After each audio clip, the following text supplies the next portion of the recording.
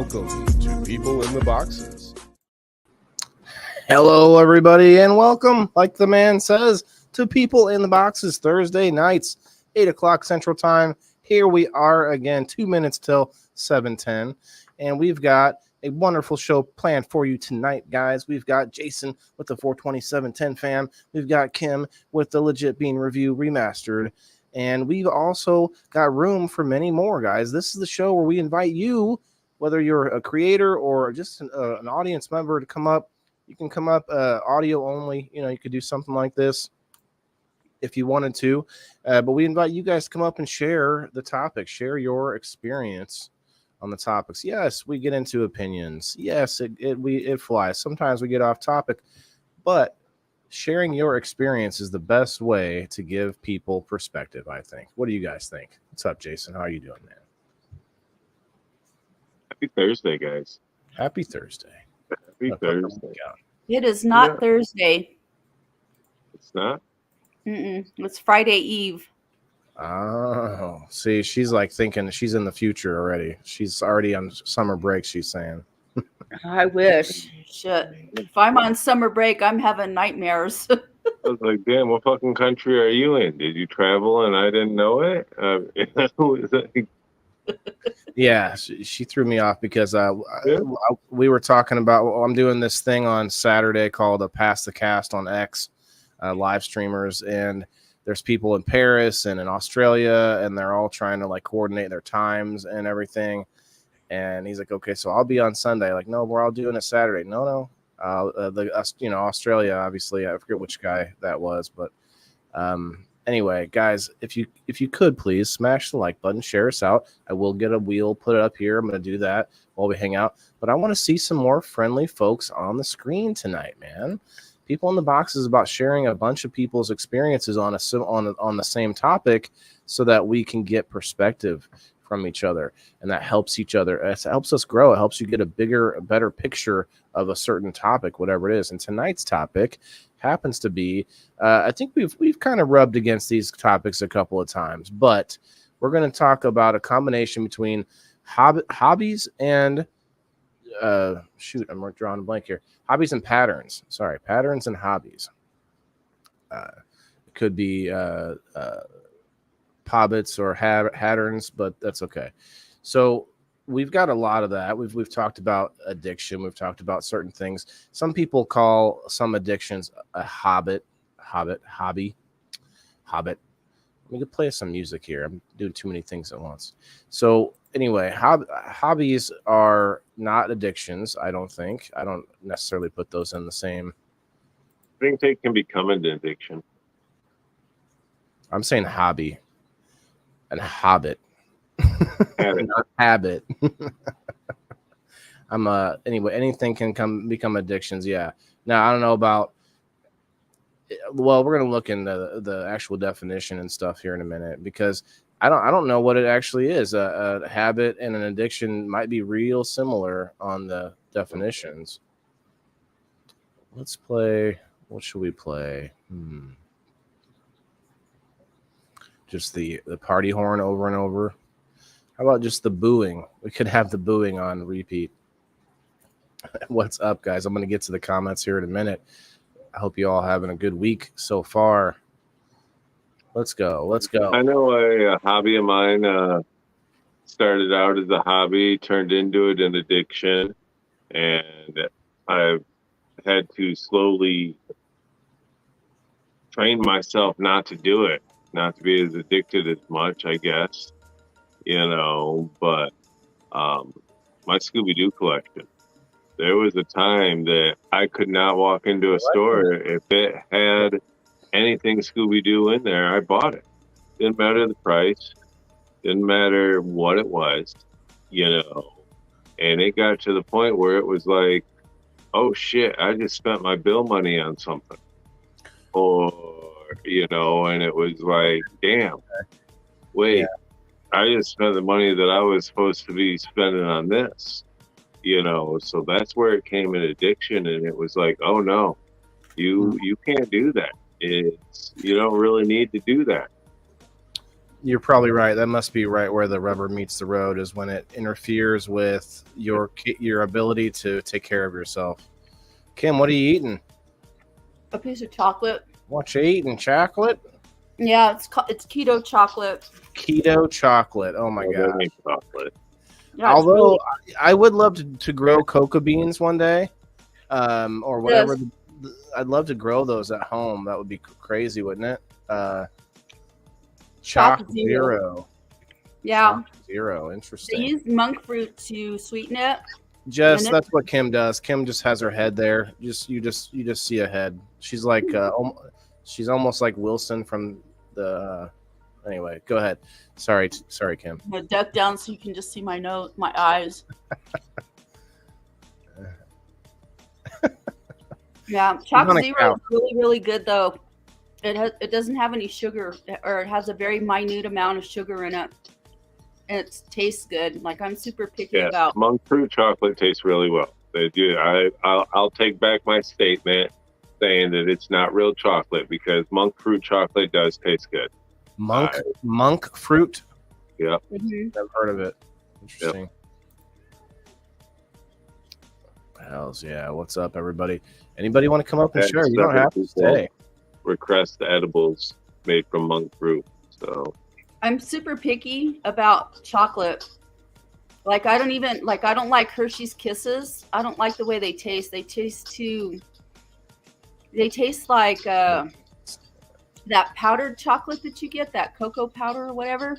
They have kind of a bitter, I don't know, it doesn't taste good to me. I like milk chocolate, and I like it sweet. You got a Big Lots? Huh? You have a Big Lots store? It's called called Big Lots. Pretty close to where I get my monk fruit from there. It's usually really cheap there. Yeah. I need to go in there more. I don't think about it. I got dollar stores, and I got the Big Lots, and I just don't.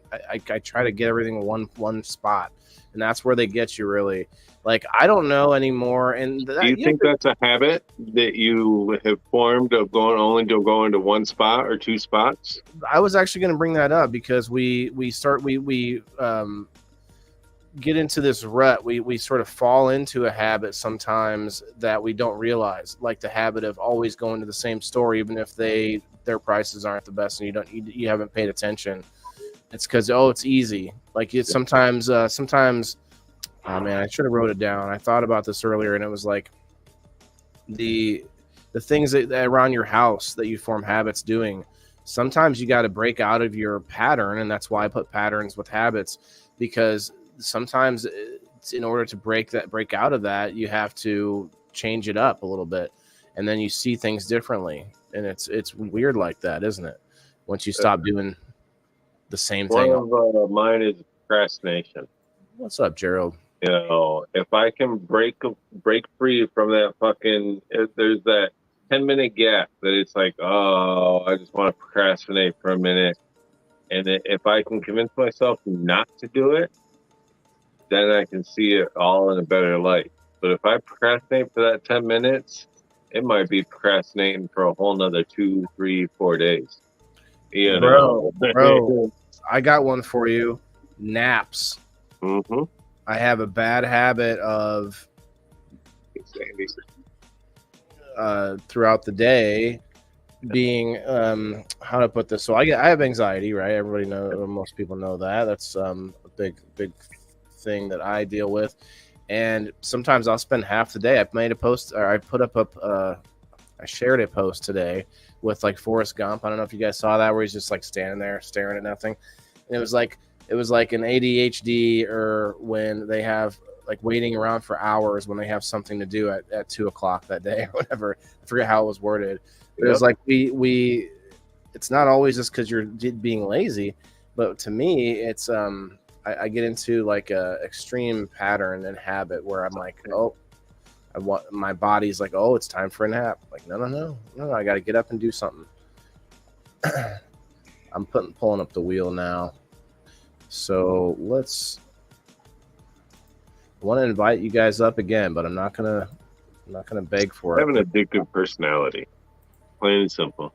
It's if you know me, you truly see it. You would understand it. And if you know me in person, you see my daily routine, you will truly understand it. But it's one of them things that something will grab my attention for a couple months, couple of years, and then it's off to the next one, and it can get out of control sometimes. Meth was fun until it got out of control. Cocaine is fun until it got out of control. Acid was fun until it got out of control. Alcohol was fun until it got out of control. There's all these things, and it's even sex addictions, shopping addictions, gambling addictions. It's fun until it gets out of control. But don't you think with habits in specific, there are methods to form good habits, and a lot of us know them.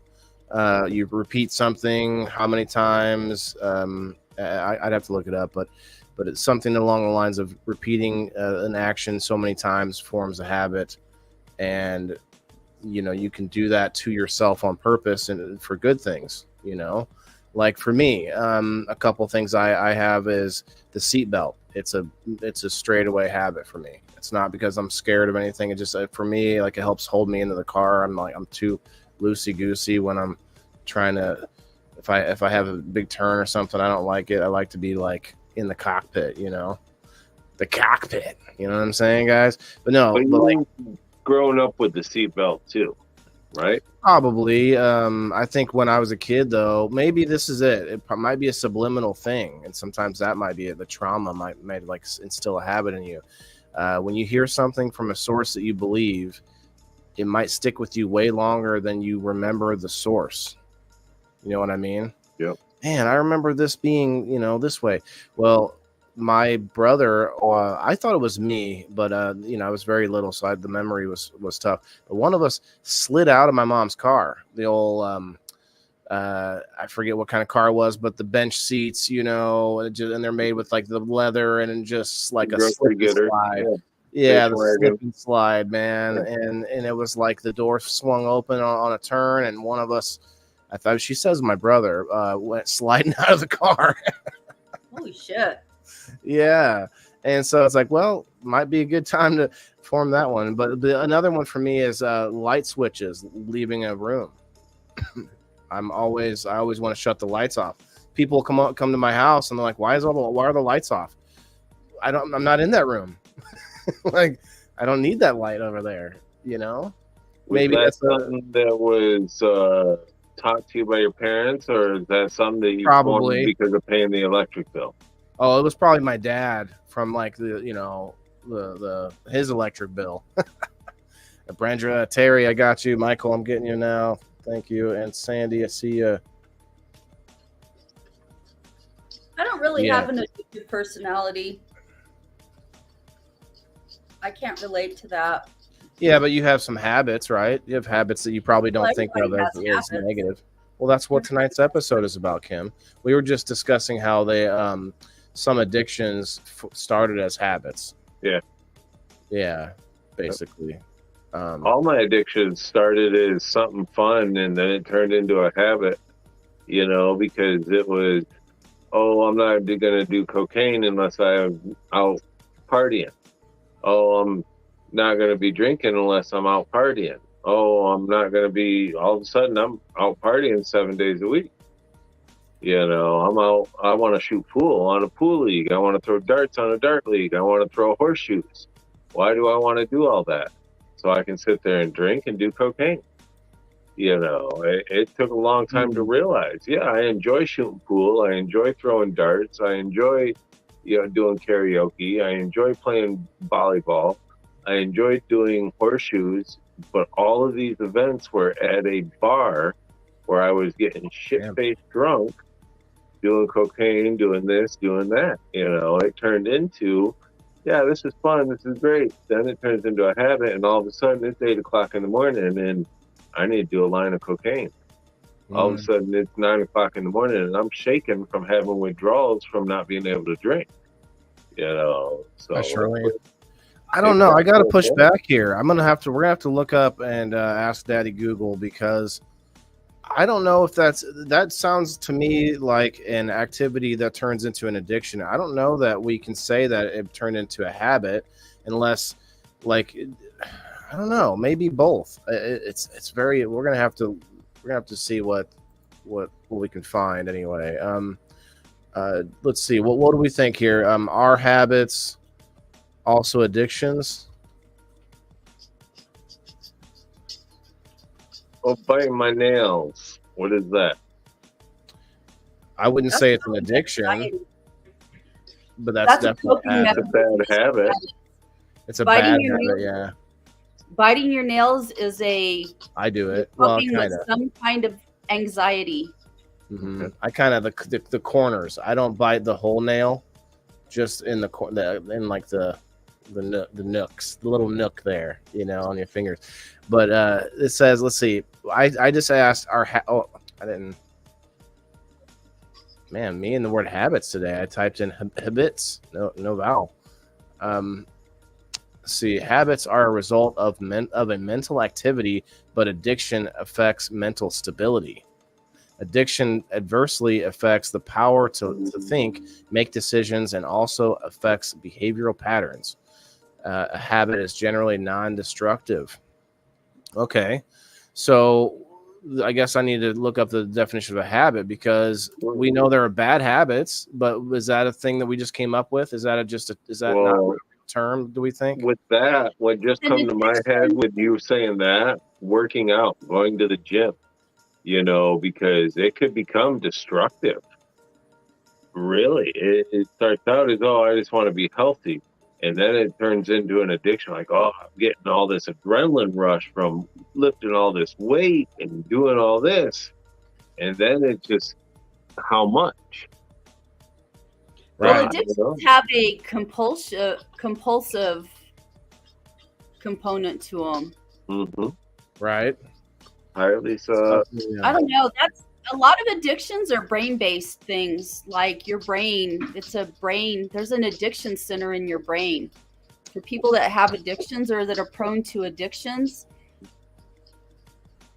it's a brain-based. I didn't truly agree. I didn't believe that you could be addicted to sex until I went to a therapy class, and I sat down in a group meeting with a bunch of people, and we were talked, and I did this there was group therapy for probably 10 weeks, and I got to know these people, and I was like, damn, wow, it's possible. Man, I went to that, like, a damn old meeting of, like, Face Sitters Anonymous, man. Yeah, it's Face Sitters Anonymous. I mean, them flat earthers, man. I mean, who knows? Hey, man, who wants a mustache ride? Dang old mustache ride. What's up, guys? Appreciate you coming in, man. Guys, if you want to get on the wheel, like and share the video out, and we really want to see if anybody wants to come up and share. I know there's some people out there that might. William, I see you, bro.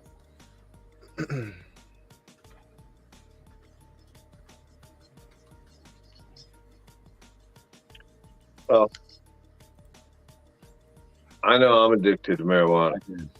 Nobody. But it makes my life better.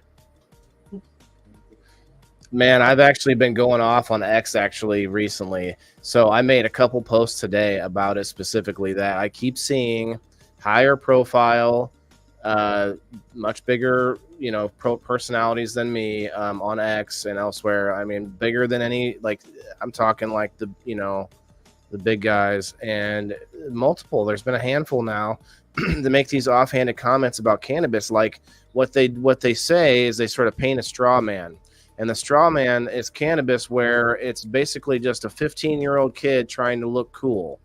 That's what cannabis is. Or the other straw man I heard was basically, if you use cannabis, all you're going to do is sit around, eat Cheetos, and be worthless to society.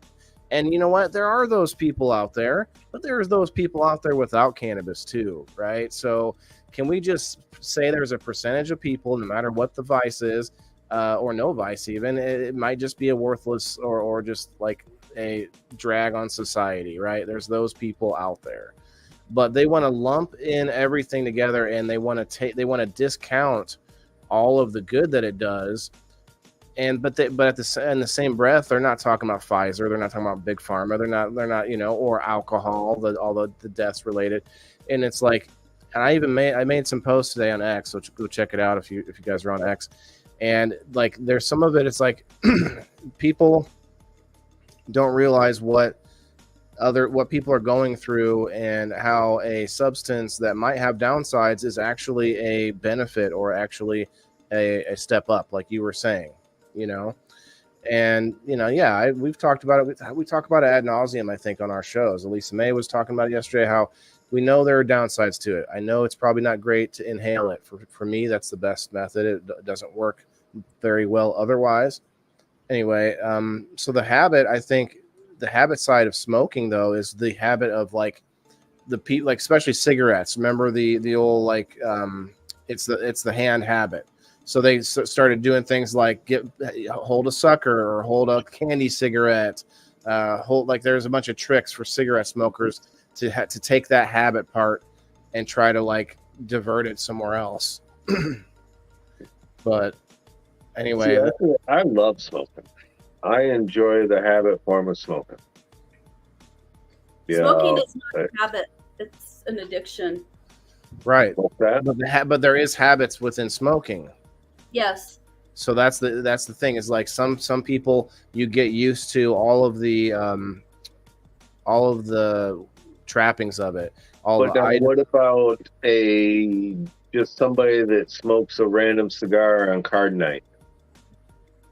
Is that an addiction, or is that a habit? Is it just a habit to smoke a cigar when I go and play cards with the guys every Friday night?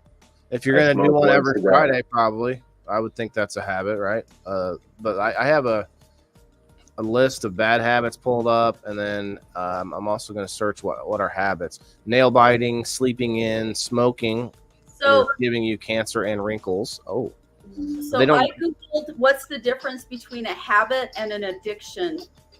And a habit, and this is like what I said, a habit is a behavioral pattern that's developed through repeated tasks and is usually harmless or helpful. An addiction is a compulsive behavior that's harmful and negatively impacts your life, health, relationships, finances, or self-esteem. But it's also formed by repeated tasks, though. I think that's where we are getting, there's a crossover. Yes. You don't get I don't agree with you on that. Okay, there are substances that you can become addicted immediately. Touche.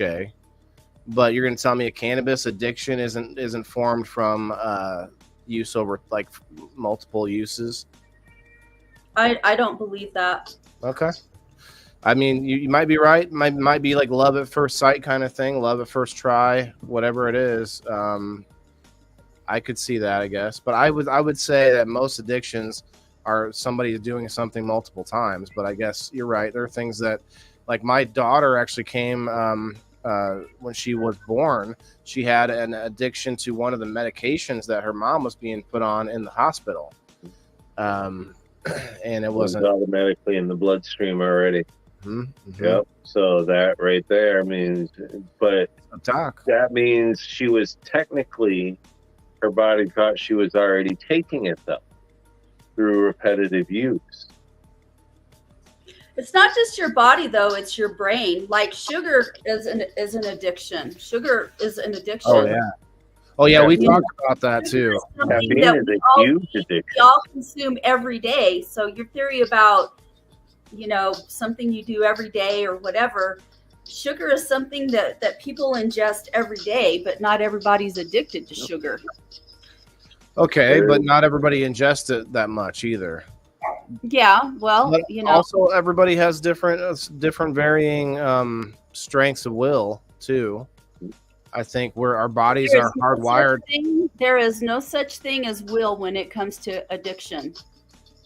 Yeah, but what I mean is not everybody has addictive personality. Not everybody has Well, yeah, because susceptible. addiction, people that struggle with addictions, and we're not talking like addictions that are manufactured through the use of like heroin or Oxycontin or whatever. That's like a gambling addiction or something. Yeah, addictions are typically people that are prone to addictions, people that have addictive personalities are people their wiring in their brain. It's the way that their brain is wired. You have, one of the things that I've studied in psychology is that you have an addiction center in your brain.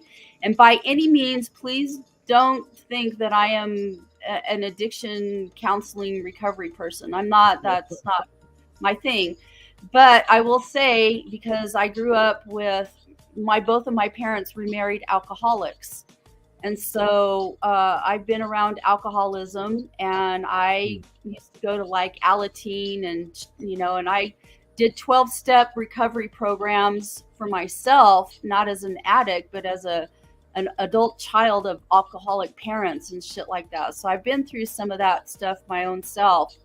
So I know kind of the thinking behind it, but addictions typically, all addictions live in the brain.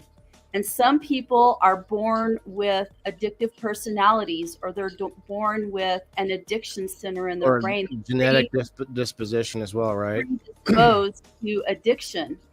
And then you get people that through use of like oxycodone or Oxycontin or, one of those really addictive drugs, heroin, cigarettes, people get addicted.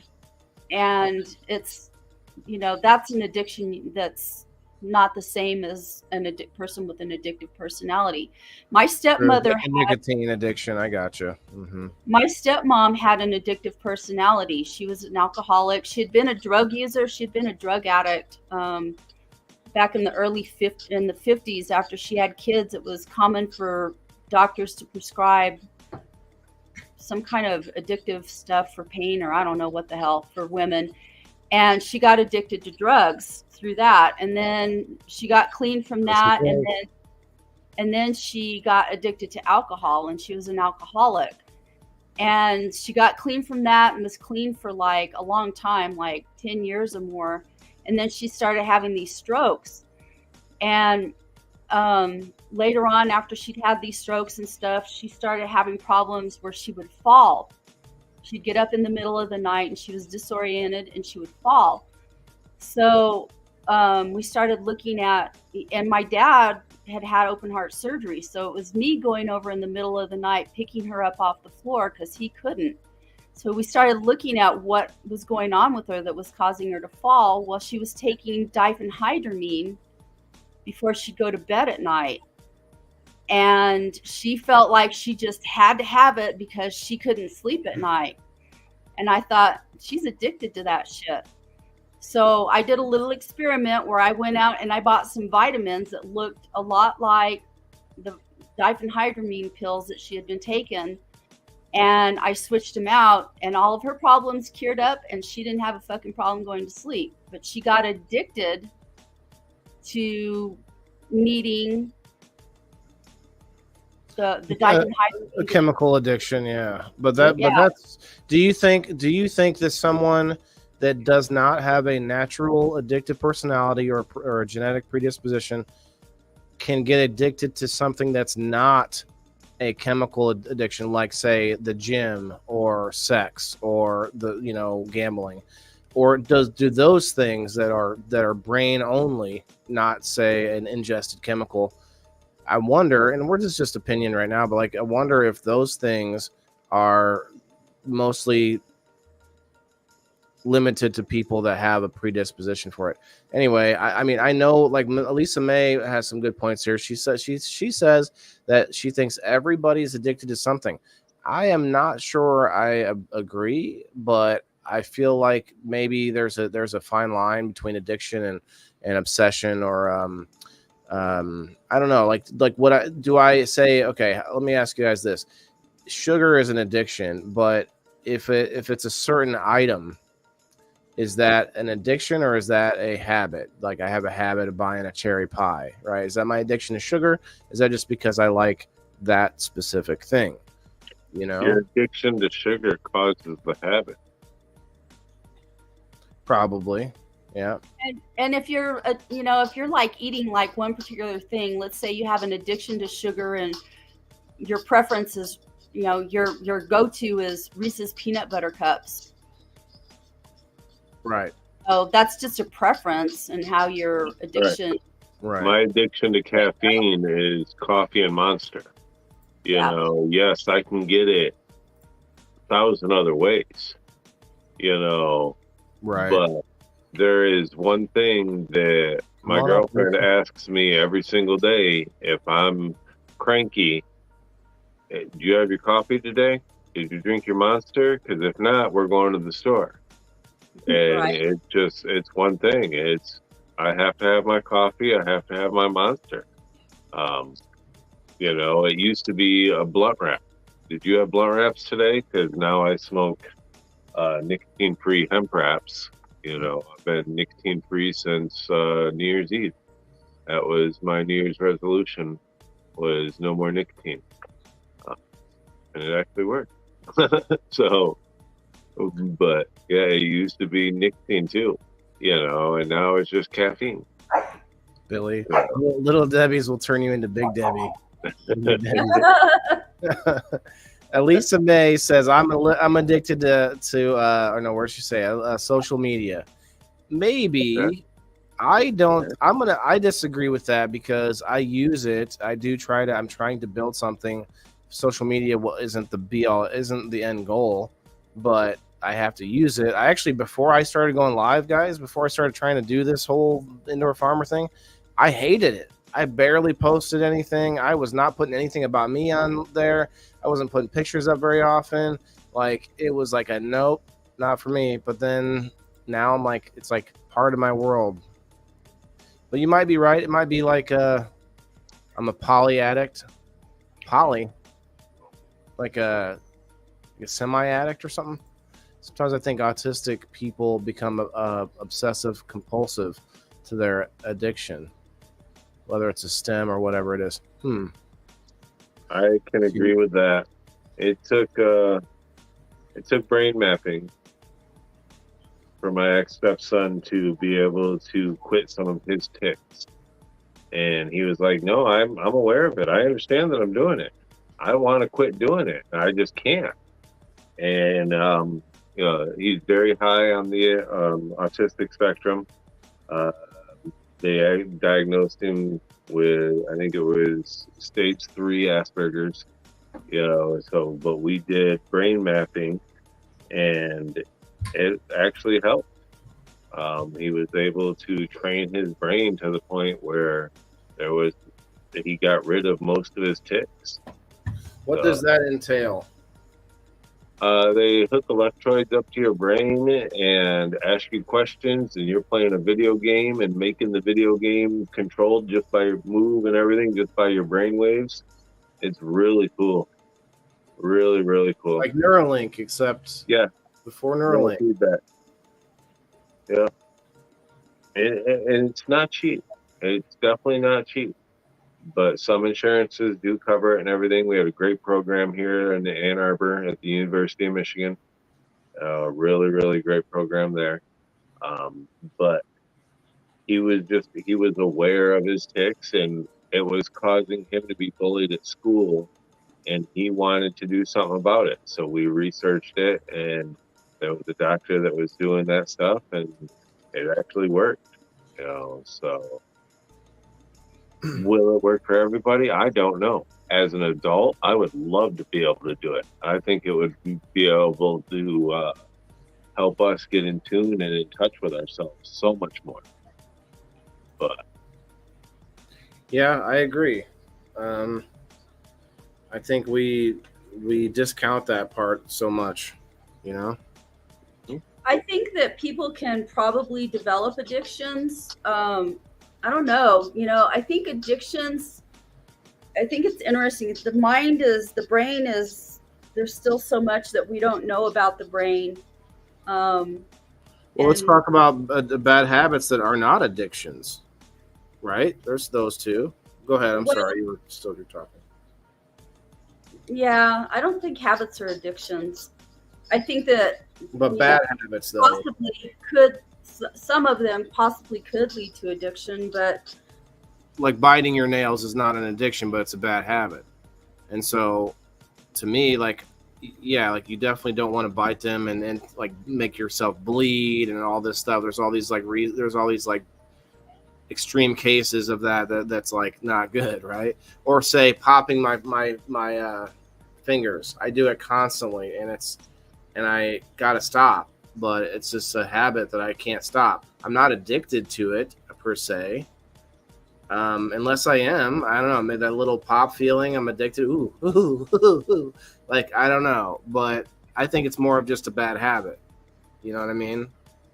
So that's what tonight's more about, is like trying to differentiate those, because I think we know what addiction is. We've talked about it a couple times, and tonight even, and I think those are things that are like a thing we're addicted to, right? But a bad habit is something that we do. Well, this is where I was going to push back at. It's I was typing it in earlier once you come up with it, and one of the topics that come up was weird things that people eat.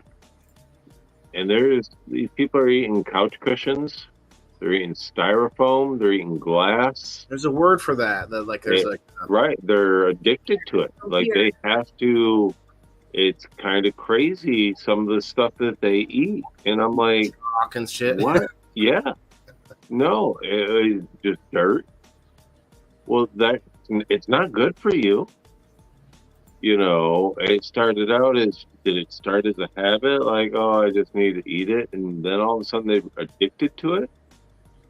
I don't know if that could have started as a habit. That's like, if you never looked at it like a nail or a piece of chalk and said, I want to eat that. Like, that's a thing that started like already a little bit off, you know? Like, I don't know. You know, and there was other things that was coming up, you know, like cutting yourself. Pica? That came up. Is this it's Charmaine, pica. or pica? That's it. Okay, Pica. I think that sounds more familiar. You know, cutting yourself. Yeah, ooh, that's an addiction for sure. You I think know.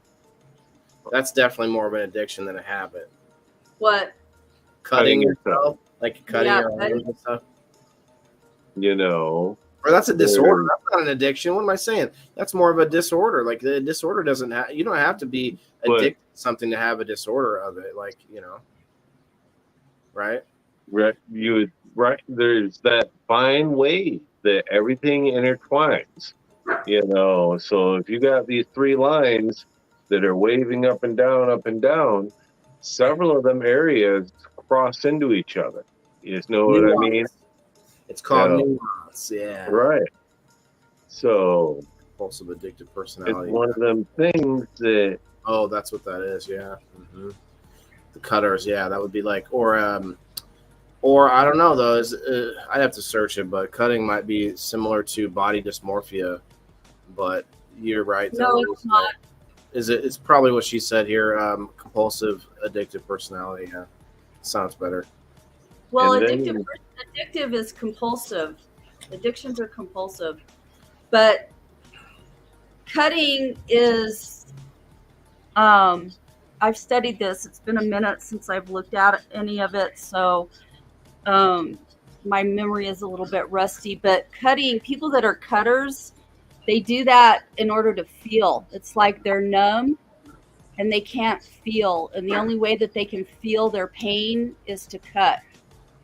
Yeah, I actually did. When I was a kid, my friend and I, we thought we were cool at school, just like kind of tracing our veins a little bit with something sharp. I forget what it was. And just like making these like red lines where our veins were, you know, oh, cool, look at me, you know.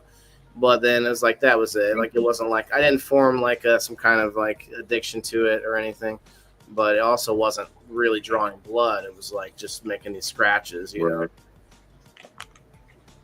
Gerald, I got you, brother. It's self-harming. Sorry, Kim, go ahead. Well, as a special ed teacher,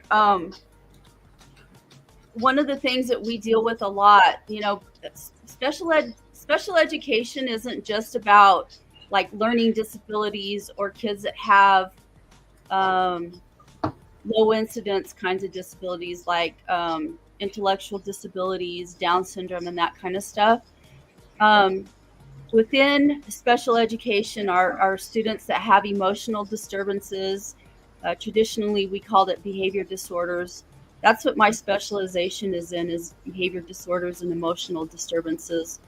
And so when you have a kid that has a behavior in school that is counterproductive to them being successful in school, it's a barrier.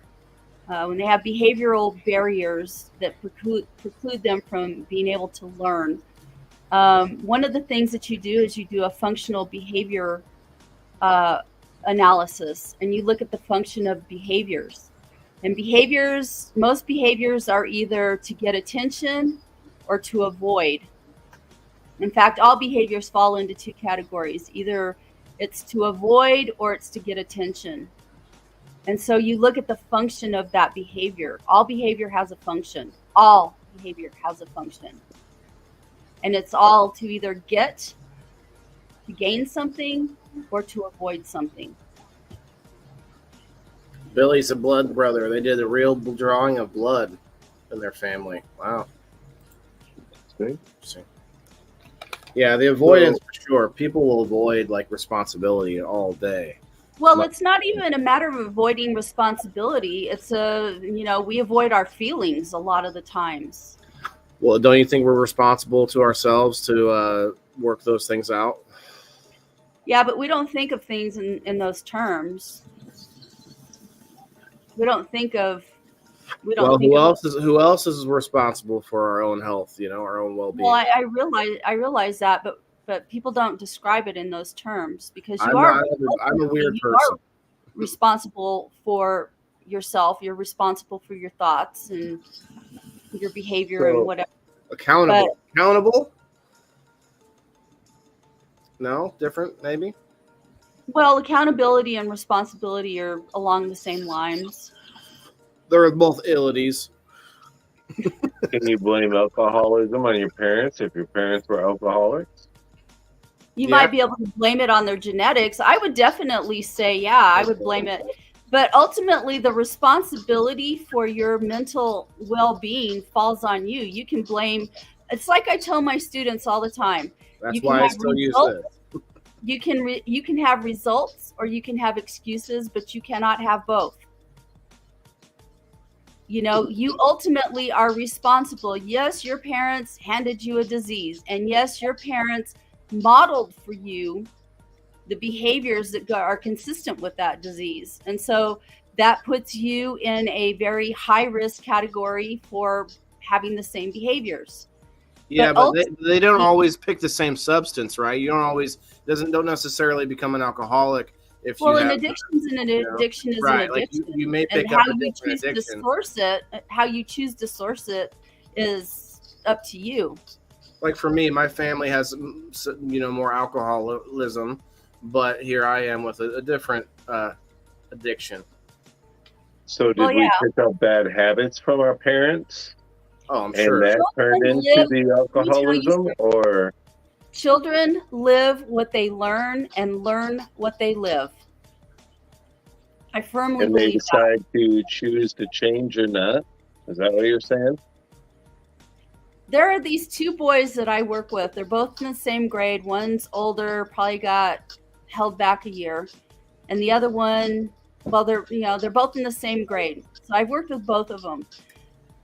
The one brother, I think he's the older brother that got held back. His dad uses the blues and sells the blues. And their mom died a year ago, and I'm pretty sure that she had health-related stuff related to drugs is what killed her. She didn't die from a drug overdose, but I think she used so many drugs that it fucked up her body and she died from it. It shut down. Yeah. So Tale of two brothers.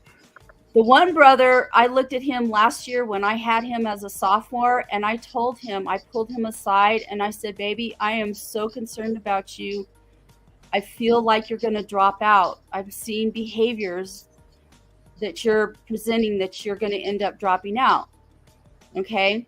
This kid has been plugging people. I'm sure he's probably not too far from following in his dad's footsteps of the blues, selling them and using them both, if he's not already. I haven't really talked to him much in the last several months. And he told me, Miss Axtell, I am not going to drop out. And he looked me dead in the eye and he said, I am not going to drop out. Well, you know what? This year he dropped out. It's common for a lot of kids, their 11th grade year, to drop out. Now, the other brother, on the other hand, this kid sees everything. And he sits back. He is a skeptic. This kid is a skeptic, as the most skeptical teenager I have ever worked with or met in my career. And he sits back and he sees the reality of everything, and he has a completely different take on it.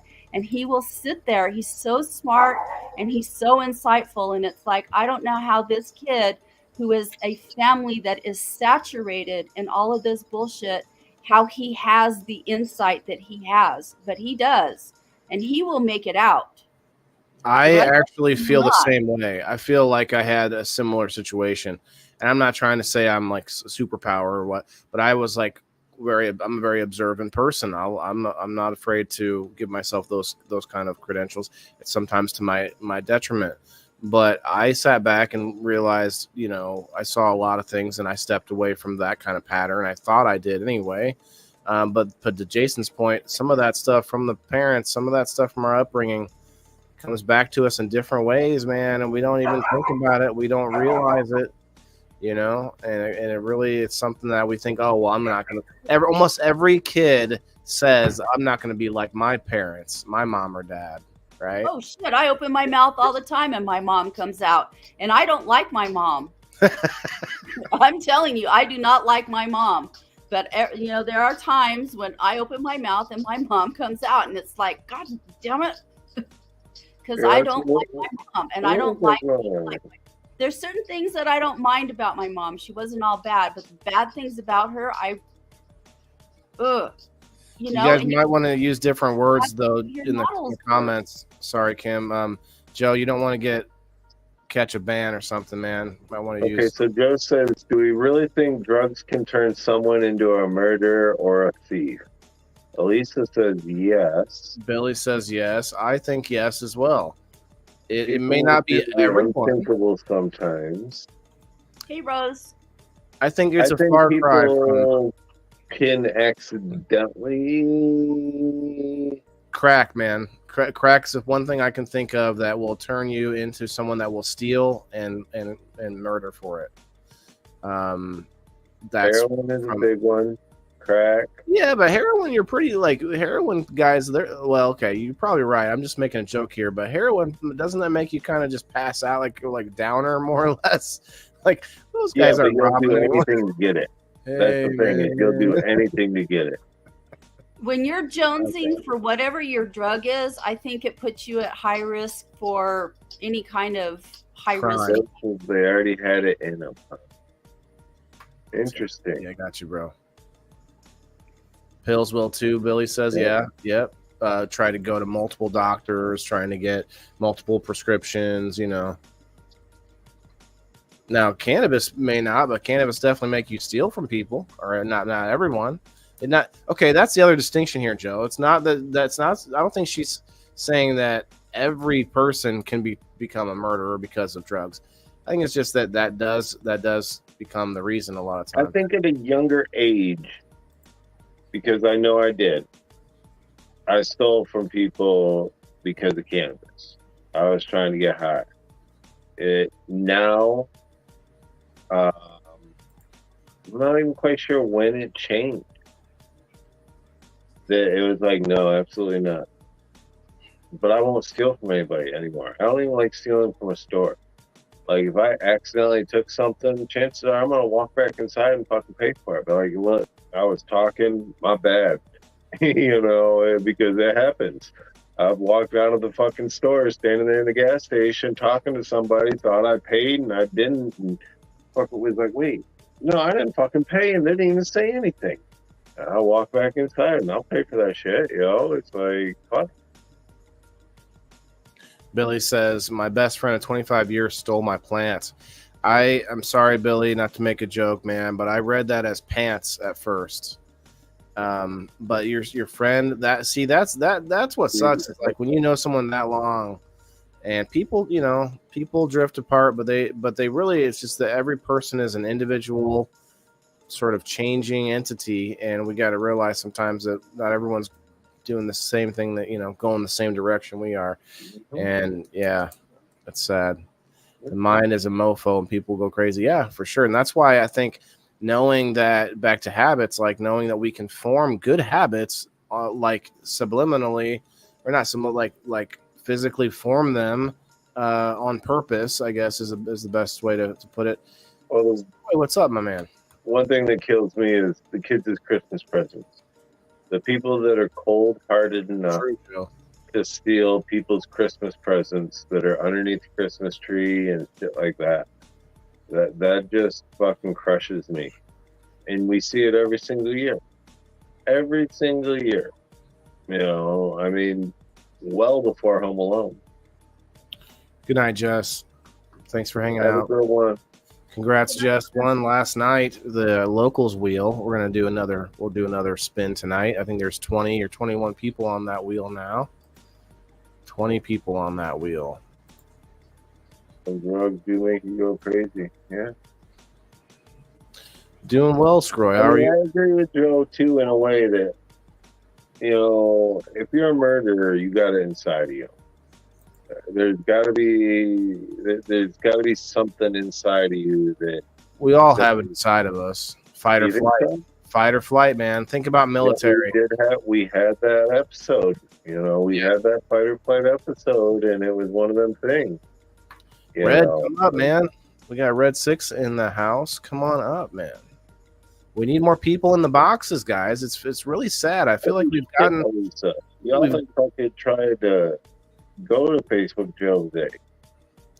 We've grown a decent audience of people that love the conversation, but we keep looking. I'm looking for more, semi reoccurring co-hosts. So if anybody out there is interested, I've been sending out messages and such. Rose, okay, I gotcha. You didn't like it? You didn't like it, Rose? You just shared? Oh, I'm just kidding, Rose. I'm just kidding.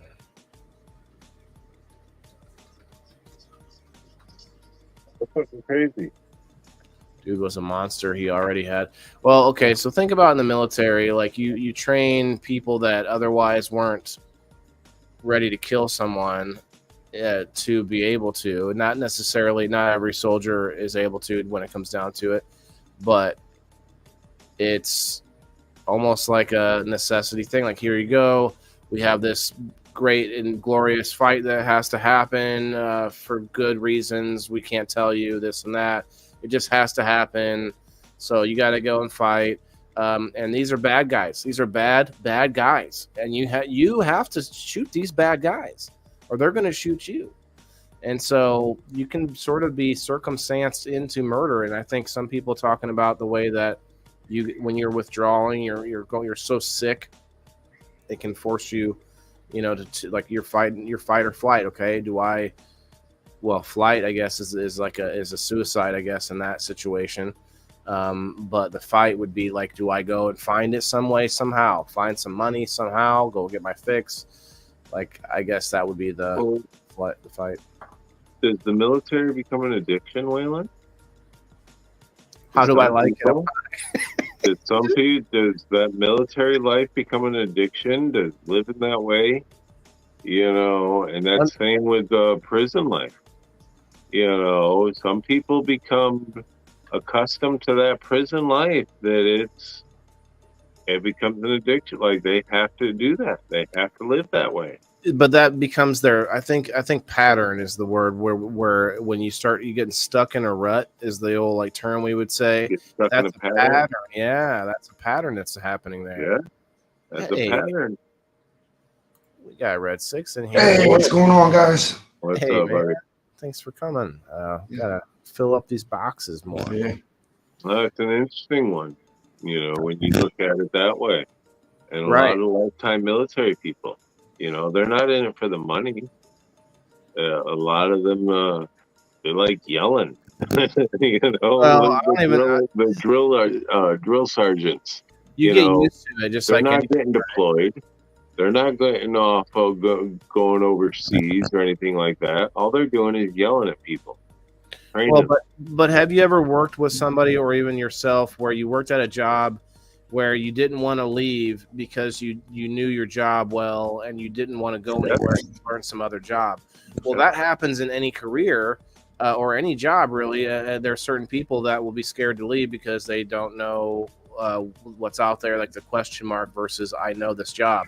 Well, that happens to military people too. And I think Ryan could speak to this a little bit. It's like, man, you get people that get like, that's all they know. And that's all they know. I talked about it last night for a very brief time, but people that's their whole persona 20 years after they're even, in service, but like that's their profile picture still from when they were, when they served and everything. Mm-hmm. And it's like, there are people like we had this syndrome of like this short guy in my unit.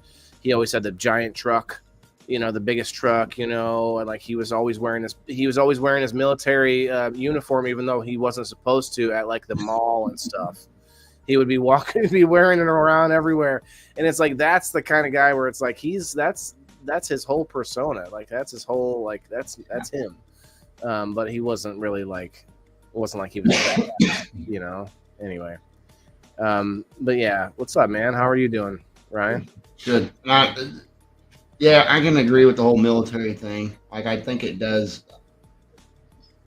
It also runs in families. If you guys, it kind of trickles down. It seems like the same families are always the ones stepping up to make the call. Well, I got a cousin that she said she was going to be in for 4 years and then she was done. He's at 23 years right now, 23, 24 years.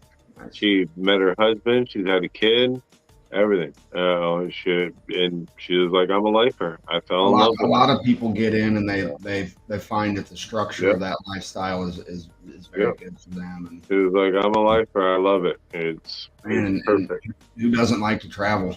Like seriously, if you like to travel, the military is definitely the way to go. I would offer this in the military, especially, but also in the medical field, where probably I would say teaching, but I don't have experience in that. You get into a sort of a club that's not so easy to get to, right? Either through a lot of school for medical, a lot of school for teacher, the union, the military. You got to be a fit, and you got to get to a point where you're actually pretty solid, even at least in the beginning, right? So you feel like you're in this sort of exclusive thing. Now, it depends on where you go. You might have a terrible experience. Like I was in basic and had a normal time, but then there was this one guy, whenever he could, he would try to start something, and it's like, if you go through that throughout your career, where your office in the military, you end up with paperwork and office jobs and stuff too. You got like recruiters and all this stuff, and if you end up in like a division or a unit that just has a bunch of people out to get you, you're really screwed, because and this still goes again, like I said, the medical and maybe a lot of other careers where you're in a sort of a group or a union, where if you happen to just be in this, you're just in a bad spot where everyone's against you, and you're screwed, because you can't leave it, because you've got all these these benefits that are stacking up, especially in the military. These like certain things for so many years, and if you get all these, when you're trying to get all these feathers in your cap, all these extra medals and things like that. And so it's a rat race, I guess. The rat race is a good term to come up with that. But like my whole point of that is that you get stuck in that pattern because you cannot get out of it. Otherwise you're going to lose all the sunken cost fallacy, the sunken cost in that time you spent. We see it online too, like people that start 25 extra accounts on Facebook because they get banned on one and they cannot be away from Facebook for a second. The same thing goes over on X, where some people that they spend all their time on X, and so they get really upset if something changes and their visibility, their engagement changes or whatever. And that's why I'm like, don't put all your eggs in one basket, you know. And these are people where they get stuck in that loss or that sunken cost fallacy. Anyway, I actually saw something about patterns, which was really cool in for relationships, especially, and it might go with non like romantic relationships as well. But when you see that you're in a pattern with someone, say you have a best friend, but you always end up getting into an argument over something, and it seems to be the same thing all the time or whatever, that's a pattern, and you can break the pattern by doing something different, by stepping outside. So the example I had was a married couple where the wife is like, you know, oh, you didn't take the trash out again. Oh yeah, I told you it was this and that. And like it's the same argument, right? And this guy would break the pattern all the time by stopping and, like, just as an example, like, your hair looks beautiful today. What are you doing? Like just like totally stepping to the side of the conversation. You know what I mean? I'm probably describing it strangely, but breaking someone's pattern when it comes to relationships can be good. How, Joe said, I'm not sure what you mean. What's up, James? That's the step to break the pattern. I mean, I think that we all get stuck in patterns, and so we're recognizing that, 100%. trying to stop it can be really helpful. That's why I like to change it up. You know, you ever feel like, oh man, I'm just getting stuck in my rut, I got to change it up. I agree 100%, you know, because one of my biggest things is procrastination. And it's a pattern, it's a bad habit. It's an addiction that I have, you know. It's like, it seems like no matter what I do, even from fucking elementary school, I can remember it all the way back then, and I know I have it. I've tried to change it. Can't do it. Sometimes I'm good, sometimes I'm not. 90% of the time, nope. Fucking wait till the last minute, get everything done. So, That's the same way I am. I'm a terrible procrastinator. it's horrible. I would love to be able to fucking change that. Yeah, I don't think it's our fault. I think this is what's happening. And Elisa May was talking about social media earlier. I think, and not just social media, but nowadays with all of the stuff that we have that can entertain us and sidetrack us, that's our problem. Do you think that you think you'd be a procrastinator if you lived on Little House on the Prairie? You know, your family had like the one book, you know, and it was missing pages, and like there was you had the one lollipop up on the on the mantle that you got. I don't think I would have as much free time. No, you wouldn't, right? And so like everybody gets one lick of it on their birthday, each kid. Anyway, that was a commercial from. I think because of technology, we've been able to have more free time. More but less. Like we are more sidetracked, and not just from. And this is not from the social media era. This is from the television era. The boob tube, the fucking boob tube. I grew up with it. I remember as a kid, they would make jokes. My parents would make jokes. Haha, it's funny that I have to sometimes wave my hand in front of his face because he's watching the TV so much, you know. And it's like, well, look, it's not great. Like, you know, like, man, to be so engrossed in something, you know, like. Well, compared like kids in their gaming nowadays, I think is the new thing.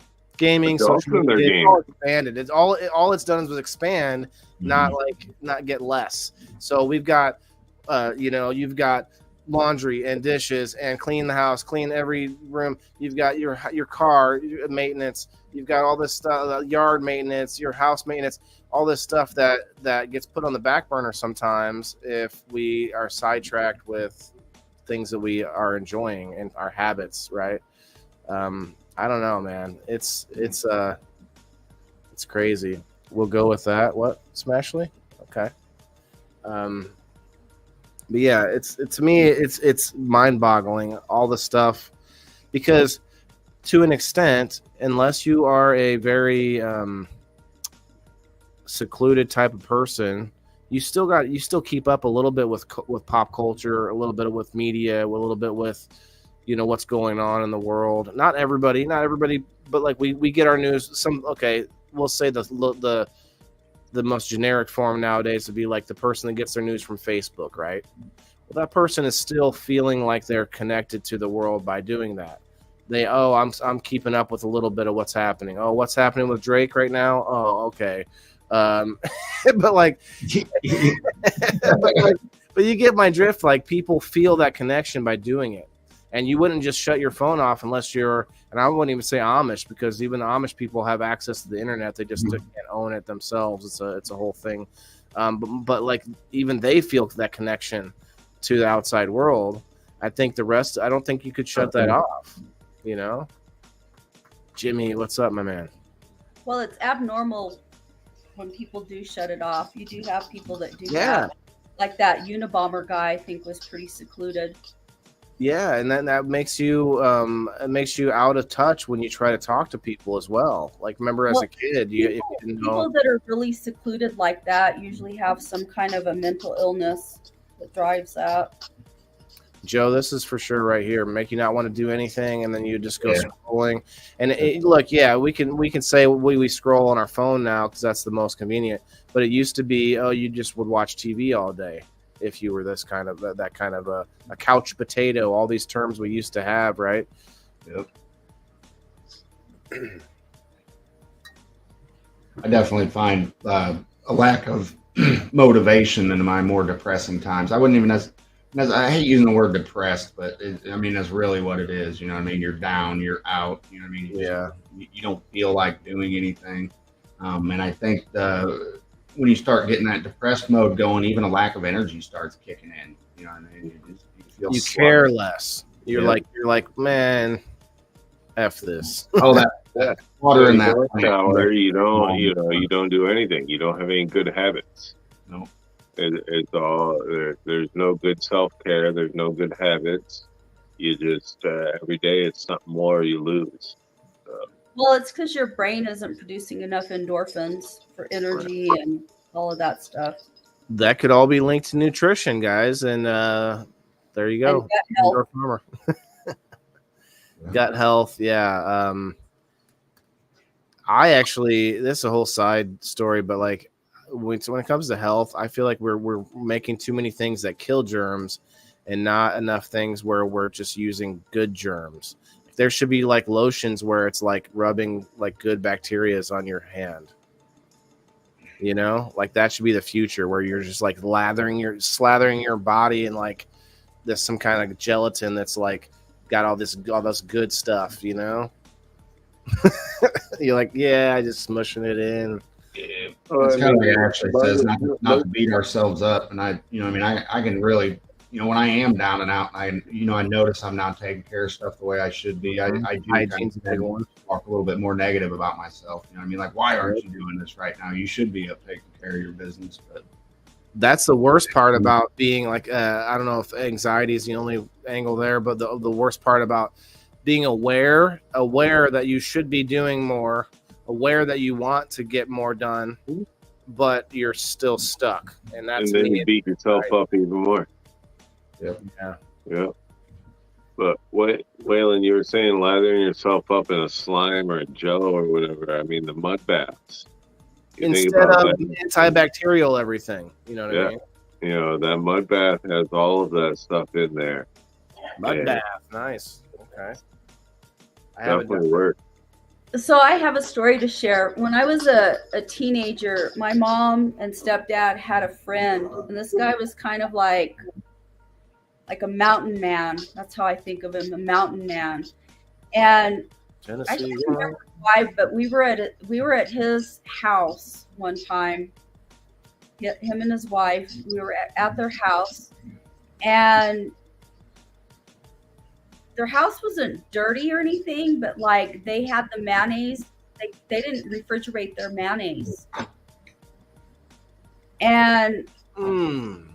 I can't remember how the conversation started, but it got off onto that mayonnaise sitting out. And he said that he deliberately did not refrigerate the mayonnaise, like, because it was a survival thing. So his body had adapted Good night, Charlene. to being able to eat that. Oh, And yeah, that's weird. and I remember another thing. This may have been how it got onto that. I don't remember. But he had this big, like, barrel, big tall barrel in his yard, and it had a rattlesnake in it. Oh, And he would take the rattlesnake out and let it bite him, because when you building up an immunity. yeah, tolerance and immunity to stuff. Shit, I do that all the time. I tell my dog. Bite away. Actually, Yeah. I'm allergic to dogs, so I'm hoping that I build up immunity by her living with me. I don't think it works the same way though. No, Yeah, I've heard of people do that. in order to build up immunity to things you're allergic to, it has to be small incremental things. I saw the story of a farmer that was like 90 years old, and I guess like he never gets sick. I forget how the story was, but it was a video too. And the guy bends. What he says is every day he goes out to where the cows are in their water trough, and he bends down, kneels down, and drinks out of that water trough with the cows. Yuck. Yum. I mean, yeah, it probably tastes gross, but can you imagine all of the stuff that's going on there? Like, he just never gets sick, and like he was super healthy, 90 something years old. Like, I mean, maybe you could put it in a pill form or something, put that in a capsule, and then maybe swallow it. Yeah, ooh, as Masha says. Well, I don't know. It was part of the story. It was real. I mean, with that being said, if you think about it, your homeless people, do you see them sick? Yes. I mean, Do they have a cold? Do they Looks have the sick. flu? Well, you know what? I was just reading something yesterday, and they were talking about, I can't remember what the title of it was. It was a news article, and it said about Anybody the else hear that? rise of diseases in certain populations is increasing. So I was like, what's that about? Because I always follow stuff for health, right? It always interests me.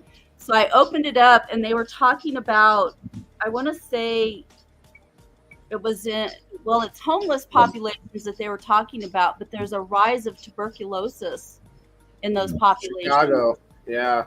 The Chicago? homeless are in the hospital a lot, and then they'll get better, stay for like a week or two, then they'll be back out. And then you'll probably see them again within the year. Yeah, I think it's a different thing. I think, Jason, you may be thinking of, like, say, a mountain man, a wilderness, a guy that lives out in the woods by himself. That guy's probably pretty hardy. He probably gets sick, but he's also pretty, like, eating all sorts of wild game and whatnot. I don't know. Build up those different immunities, I guess. Margaret, what's up on the Rumble? What do we got? We got 12 on the Rumble right now. Cheers, Rumblers. Got 50 people hanging out right now. Let's do this spin here soon. We're at 1 hour 20 minutes. We'll do the spin. I do gotta get out of here. My dinner did just get here, guys. So You know what, Jason? See you, Jason. Well, there you go. Right, Jason. love you guys. Have a good one, everybody. Yeah. Peace out. What's your dinner? Wait. Don't get to play Son that. of a... Oh. Was it going to be cherry pie? Good luck, everybody. This is for liking and sharing. This will get you a game night ticket. I think everybody's addicted to something. And I think drugs enhance people's addictive personality. Okay, I'll push back because I think there is a small percentage of people out there that are like these weird, like sort of fuddy-duddy kind of like for instance, masturbation. I actually knew a guy in the military that I believe like super like straight-laced kind of guy that says he never masturbates. And that's probably a very small percentage of people. Like to never, like, can you imagine? Like, so I'm just saying, like, there's probably some people out there that are just like literally just like cardboard. They just I don't know. Some of them, it might be their beliefs. NPCs. Or they just don't get themselves off, so they don't have no pleasure in doing it. I don't know. It's just an example, but I feel like it's just great. Probably just never told anyone. I don't know. I mean, I don't know, man. Like, I feel like there's some people that are just like they're like just like NPCs, you know. Anyway, it takes all kinds of us. So, but to your point, I think some things that we think of as an addiction is really a habit, and that's where we're trying. That's what we keep trying to hash out because it's kind of confusing, man. It's really confusing. I think your habits become addiction, though. Can you have a good addiction, Kim? You think? Yeah. I'm addicted to health news or something. You know? Getting up, going to work, making money every day. Making money every day to survive is an addiction. Addicted to life. Gym goers, you know what I mean? That's a healthy habit. But that can be unhealthy. No, that is not true. Yeah. We had a guy here in our community. He was a PE teacher, comes from a very athletic family. Good luck, guys. And he was, God, he was in his late 40s, and he had a heart attack, and everybody was surprised. This guy was in the gym working out every day. Did he have a pre-existing heart condition? That when you overwork out, you over-fatigue your heart, your body, and it makes you prone to having heart attacks. And that's exactly what happened to him. He had a heart attack, and it killed him. So, anything out of balance is not good. That must be the difference. That's when it becomes compulsive. And is not good. So Elisa Mae, do you think when we say the term bad habits, that's actually not really a real term? It's really just an addiction because habits are supposedly generally good or not bad. I don't think people start out smoking and are addicted to it, but then you become addicted to having something in your hand all the time. Just those movements that you're constantly doing when you smoke, you become addicted to it. Michelle Paris, she's the game night champ, and I think anything you do is like that. She also won. Well, I think anything in excess, everything in moderation is kind of my thing. I try. I'm not saying was that gym, like, did he take, okay, so like I take a pre-workout before I go to the gym, which is like a heavy dose of caffeine. You know what I mean? So I know that does get my heart racing a little bit. So I'm interested if that guy had some kind of enhancement, some kind of not enhancing. He was clean with this stuff. There wasn't any of that. But there are studies out there because I had seen some studies related to so one of the things that, because I used to be at the gym quite a bit up until I had a hip injury and it sidelined me. So, but I was looking at some research about, God, I can't remember exactly what it is now, but basically what it boiled down to is, how you go to the gym and you always start out with a warm-up. So a lot of people will get on the treadmill and they'll do a warm-up. Yeah. Actually, you shouldn't do that. Yeah, what you should do is go do your weights and then come back at the end afterwards and do a cardio workout, because what happens with people, when you work out, when you pump iron and stuff, it like makes your arteries rigid. And cardiovascular exercise relaxes your arteries. So it's healthier for your body to actually do your cardio after you do your weight workout. I've never heard that. That's I probably, think I have actually heard that. I suspect that that's why he may have had a heart attack, is because, you know, this guy was 7 days a week in the gym. I mean, he was legit. He had like friggin' walls of accolades from all the championship shit that he had won with, you know, bodybuilding and weightlifting and all of that stuff. So, you know, Interesting. just it isn't, nothing that you do, anything that you do in excess is not good for you. True. Yep. Even breathe. Wait. Yeah, you start hyperventilating. Yeah.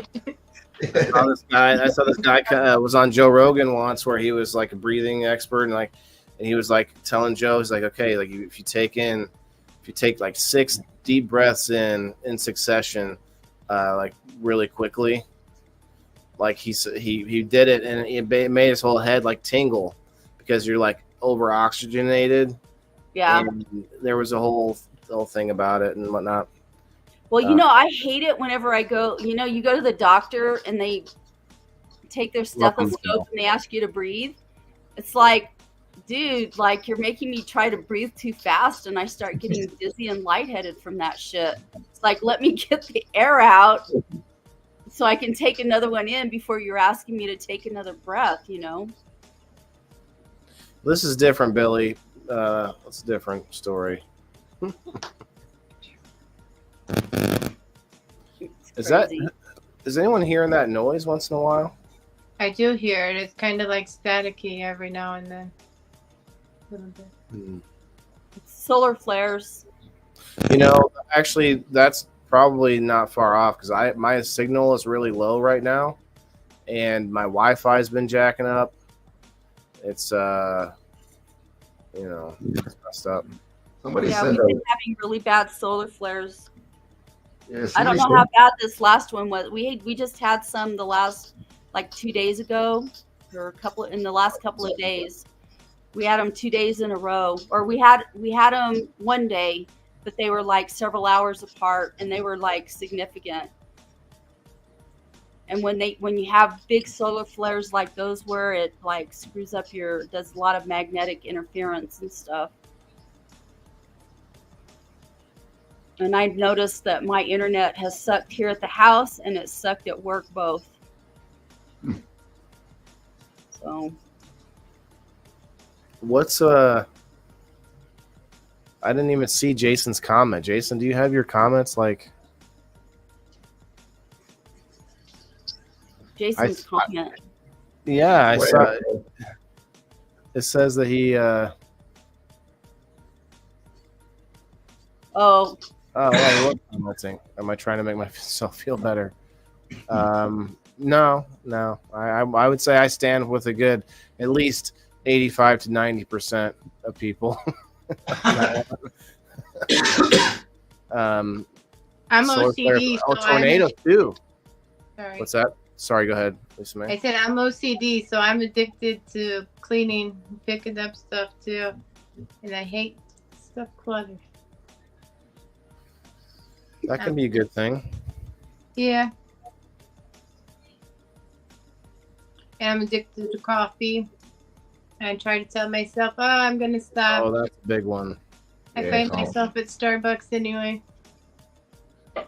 Oh, Brenda, I'm getting you a number on this wheel right now. You are number 22.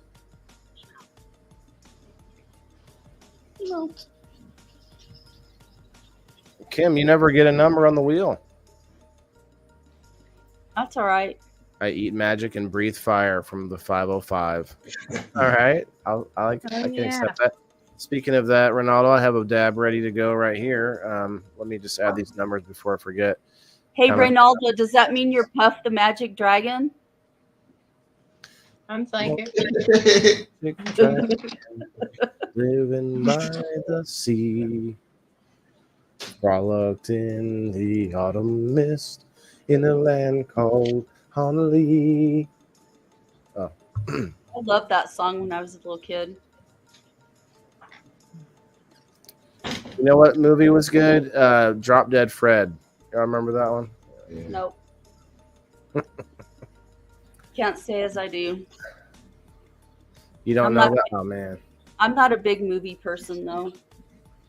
Well, it's an older one. Margaret remembers that one. All right, so let's talk about. Actually, I have a list still pulled up. Blast from the past, right? Yeah. Fast food. They say on this website, Pavlok.com. I don't know what this is, but I looked up bad habits. Well, we all have bad habits that are ruining our lives.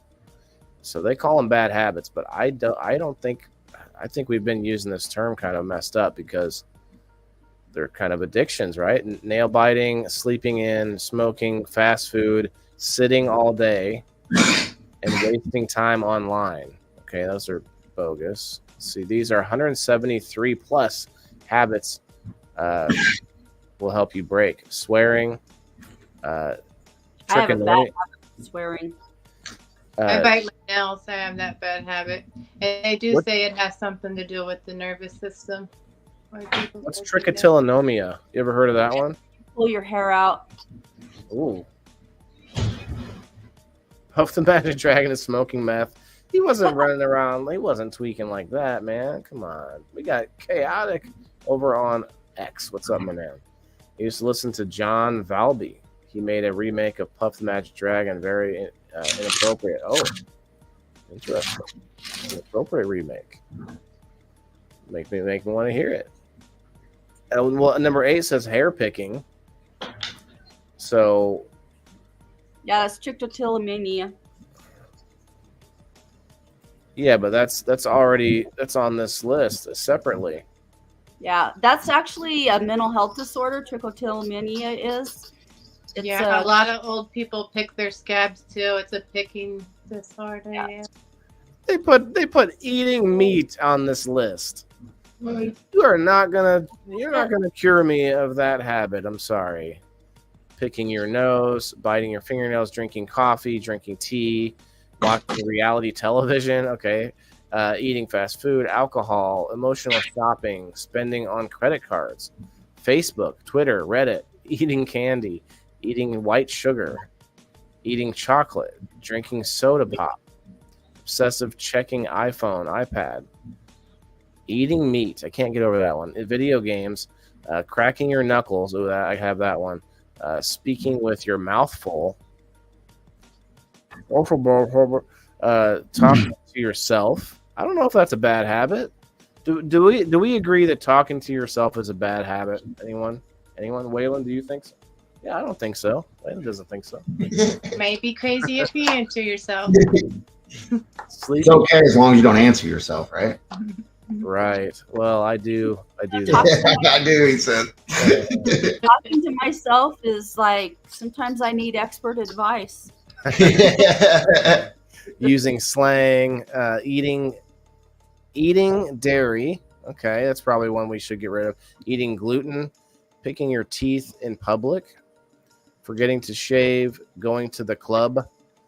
That's a bad habit. Forgetting to shave is a bad habit. Forgetting to shave, I guess, is a bad habit. Using your maiden name. Or how to take control of your habits. Click here. Yeah, no. Humming to yourself. No, I'm not. I'm never giving. I whistle all the time. I'm a whistler. Excessive salt. That's probably a bad habit. All work and no play. You know, actually, I was in my 30s when I really first started even cooking with salt and pepper. I didn't really care about it for some reason when I was younger. Even like hot sauce. I wasn't into hot wings until I was like, I think I was in my 20s when I first started eating hot wings. Like, wow. Talk to myself all the time and usually alone. So I answer more often than not. Yeah, me too. I talk to my dog too, Billy. That's a good one. And plants. Yep, I talk to my little spider mites. Hello, little spider mites. I got you No both. wonder they ain't going nowhere. I got you both on that one. That's good. Sleeping is a bad habit. Yeah, oversleeping. That's my problem because in my head, I have this. I don't know if it's a habit or a pattern, but I think that I need 8 hours, and I don't normally. I might lay down for that long, but I don't feel like I'm not able to sleep for the whole 8 hours, and so I have this bad habit of getting up to get my son on the bus, get him dressed, get him his breakfast, get his lunch made, all that stuff, get him on the bus, and then going back to sleep. Because I was up late, I deserve another hour or two, right? Well, but then I wait, and then I lay there for 2 hours trying to fall asleep, and then it's noon, and then it's like, well, fuck it, never mind. So then all I did was waste half of my day, So I've been trying to break that habit, trying to take the dog on a walk early in the morning, trying to start that habit is a good habit, and get her on a walk and get my blood flowing, That's one way you can stop from being so tired sometimes, especially those of us with the cannabis. Yes, it does make you kind of tired sometimes. But if you just get up and move around, that's actually why I'm down here in my basement now, so that I'm standing all the way up right now. Ooh, I'm on my show. I can stand up. I can stretch, but being on the show for hours sometimes, if you're sitting in a chair that whole time, man, that's one of the lists on the list here. Just sitting all day. Some people, that's their job, like at a office or something. They make them chairs that like lock your legs in standing positions and stuff too. Mm-hmm. Yeah, you can't lock your legs too long. What, Kim? I would die if I had to sit all day. Yeah. I'm a very restless person, so it would be. Me too. I gotta keep moving. I think I have restless leg syndrome. I think I developed it. I do. Because I don't know what it is exactly, but I know that I have a hard time sitting. When you're laying in bed, do you sit still? I move around in my sleep a lot. I'm a restless sleeper, but it's not my legs that are necessarily moving. It's everything. I think that's the syndrome though, like restless leg syndrome. Are you having nightmares? Me? Kim. I don't know. I don't remember most of my dreams. And Kim doesn't even use that much cannabis, so yeah, it's not related to cannabis. It's just... Cannabis is supposed to suppress dreams. I think I process most of my shit. What I've noticed is if I have a practice I've had for a long time. Probably, I'm a very observant person, and I've always been pretty reflective about stuff. And so usually, like when I come home, there's like a couple hours that I have before I go to bed where I sit there and I think about everything. I think about my day and my interactions and just, whatever. And I think I process a lot of my thoughts and feelings before I go to bed so that I don't really dream a whole lot. I have a bad habit of going down roads of like what ifs and regrets. Yeah, I don't do that. Just keep yourself up at night from that kind of shit. I don't do that. I don't do that. I don't regret things. It's all water under the bridge. Can't do anything about it. But what I do, my overthinking is, all right, I have this issue, and I sit there and I play mental chess in my head and try to work out every scenario of possibility of how to solve that problem. Yeah. And I run these themes in my head until, bam, I get the solution. I don't always get the solution, but I'll think of 100 different things that I might be able to do about it. Yeah. Well, I run it in my head and it'll run in the background. Like I might be at work all day the next day, but I've got this stuff going on in the back of my head and it's just like constantly sifting. I'm just weird like that. Well, yeah, my brain works on overdrive sometimes, and so that's one reason the cannabis helps. But that's one reason I can't. Okay, so I usually sleep best at night when I've had lots of medicine, right? But when I wake up in the middle of the night or in the morning, I can't really go back to sleep like I could at night because I'm not like I don't have that CBD in me anymore. I don't know what it is. So I'm actually in a sleep study right now, and one thing they're teaching us is the circadian clock is one of them. Mm-hmm. I probably may have said that wrong. And the other one is sleep pressure. So like when you fall asleep at night and you are getting rest, your sleep pressure lowers while you're sleeping. And then when you wake up, your sleep pressure is not as high because you've slept. Whether you've had restful sleep or not, it doesn't necessarily matter, but your body knows that it's been asleep. So when you wake up in the morning, you're not as likely to be able to fall back asleep because your sleep pressure's down. That makes sense. I just think so. I'll look at the clock, and if I stayed up a little later that night than I normally would, and I only got 6 hours, I have this paranoid feeling like I need to get a couple more hours. It's weird, even though it doesn't happen half the time because, like you said, I'm awake and I'm like, well, crap, Cheers, everybody. Cheers. 6 hours is about what I get every night. If I get over that, I'm kind of groggy. Like I have my brain don't seem to want to turn on. If I get less than that, I'm grouchy. So like 6 hours is a pretty good sleep window for me. Yeah, that's the problem. Okay, let's go more extreme with it. Say I get 5 hours of sleep that night for whatever reason. I had to be up too late. I definitely feel like I should go and get more sleep, even though that's not how it works. No, it's not going to help you. They say you should actually stay awake for that day, no matter what. Don't even take I love my naps. They say naps are terrible for you, though. They actually say if you take a nap, you should sleep no longer than 26 minutes. I take 4-hour nap. I used to joke with my sleep doctor that I didn't sleep. I just took 2 4-hour naps a day. 2 4-hour naps. Yeah, that's basically how it feels. That's how it feels. What's up, Kat? My son's therapist said him getting REM sleep mattered too.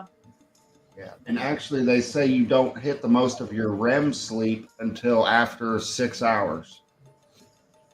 Yeah, and I'm not getting that's what Kim was talking about it earlier, how when you're sleeping, your brain's processing your day, your thoughts, your memories. What do I need to keep? What do I need to get rid of? What's important? What's not? And you do that at the beginning of your sleep, so you're not getting that restful sleep until you've already been asleep. So maybe that's why once Waylon's only getting his 6 hours, he still wants that extra 2. He might not be hitting his restful sleep until after 6 hours. Right, and I swear I have like restless leg syndrome. I think I need to go get some more CBN. I'm gonna get some CBN drops from Drizzle Dab. They knock you out well, but I think I just need to make sure I don't take too much. Take it early enough. If you take it too late at night, then you're just like you'll sleep right through whatever. You drink a lot of smart caffeine. bed, so it keeps track of all that. How many times you got up, how many times you moved, and all that. Does it keep your heart rate and all that other stuff too? Oh, that sounds wicked. Yeah. Is that a sleep number bed? Yeah. Yep. Yeah. Okay, Alex says my sleep pressure is always at 100.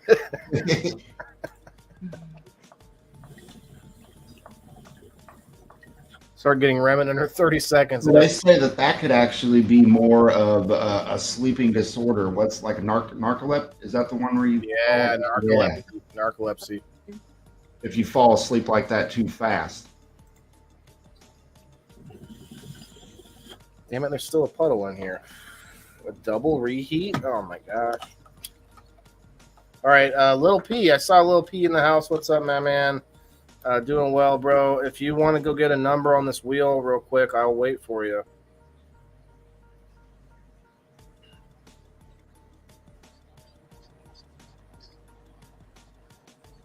We're going to spin it right after that. He does have narcolepsy. Okay. Okay. Check into CBN. Yes, Rose. You definitely need some CBN.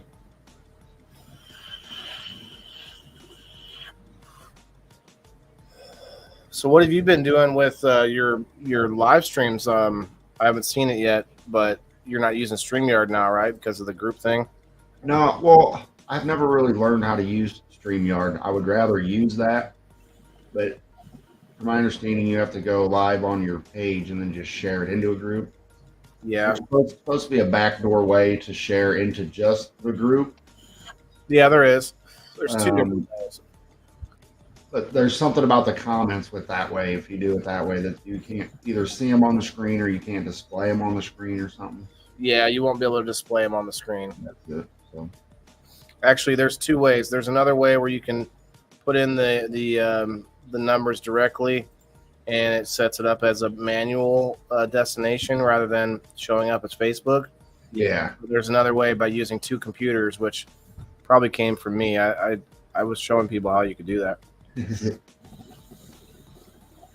And, You got to use OBS. yeah, that's the other thing. It was a different system. It's free. All right, I'm not seeing little piece, so we're gonna go ahead and spin it. Well, let me refresh one last time. This will be the last spin for this wheel this week. I'm gonna do. There is a free. You can use it for free, but there are purchase options that add. Like you can take their logo off your screen and add yours. You can have On what? The StreamYard. He said, "Does StreamYard cost?" Oh yeah, chaotic man. What's up? I do have spaces on my StreamYard. If anybody wants to talk about that, I had people before that would pay a portion of the fee, and we go up to the bigger size so you can have more seats on the thing. Yeah, you can share accounts and. Yeah, well, not just share accounts, but you have a seat as an admin inside of it, and you have all the tools and stuff and everything. But there are other apps too besides StreamYard that do things like that. I think Terry, hold on. Pretty well, StreamYard's the best one, though. I think. I think they were the first one out, first in, best dressed. Yeah. Terry, I'm not seeing. Are you saying that you were already in? Well, I'm gonna go, guys. Be careful All right, with your Lisa. addictions. Make Thanks. good choices. Till next time. Break some habits Good and break night. some patterns. Good night. Good night. Brenda. Wait. Oh, Brenda almost gave you two numbers. I got to delete that. Brenda, you commented twice. I gave you number 22. I'm glad I looked at that again.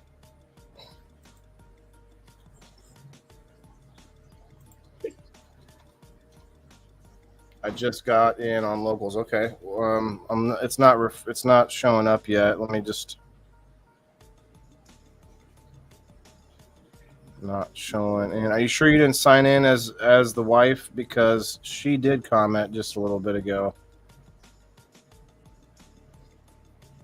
I'm not seeing it, Terry. Let me look back here.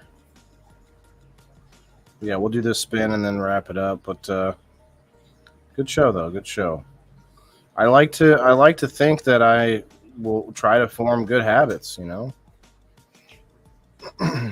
Habits are behaviors, addictions are compulsions, and compulsions are things that our brain.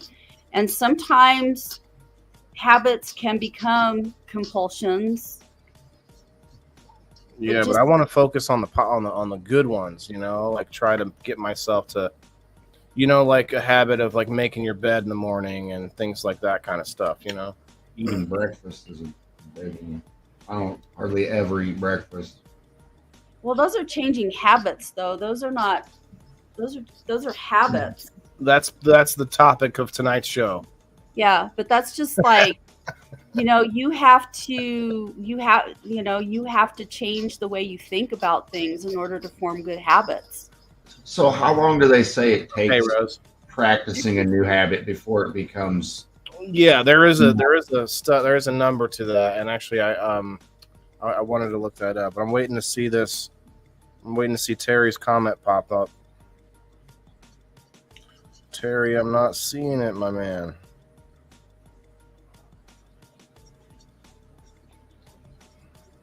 Huh. Anyway, so let's see. I think an addiction is probably something more or less that you've lost control over, like a No, habit. it's not I a mean- matter of losing control. It's a matter of it's a compulsion in your brain. It's a brain-based thing. You've changed the chemistry. It's a chemical change in your brain. That's all right, Terry. I'll wait a second. I found some information on. It says it can take up to 1 month to form a new habit, but this requires consistently engaging in the behavior throughout the entire time frame. This is on health.com. Some people are able to form a habit in less than 1 month, and others may need up to 3 to 6 months to build a new habit. So the thing I pulled up says research suggests that it can take 18 to 254 days to form a new habit, with an average of 66 days. And it depends on the habit, the motivation, and the context. Well, Terry, now I'm worried about it. I want to see if I can find it. Now I'm worried. Comment like 3 more times, Terry, because it's the last time we're going to use this thread on locals. So just fire it up. Have totally different habits in winter and summer. Yeah. Well, I mean, I guess that would still be your sort of yearly habits or seasonal habits. I have a habit of I don't know if it's a habit, but I don't like to wear socks in the summer. If I'm I just wear flip-flops or sandals, or I have these surfer shoes where you don't wear socks. Good night, Rose. I will send you a DM, or send me a DM right now if you can, and so I don't forget.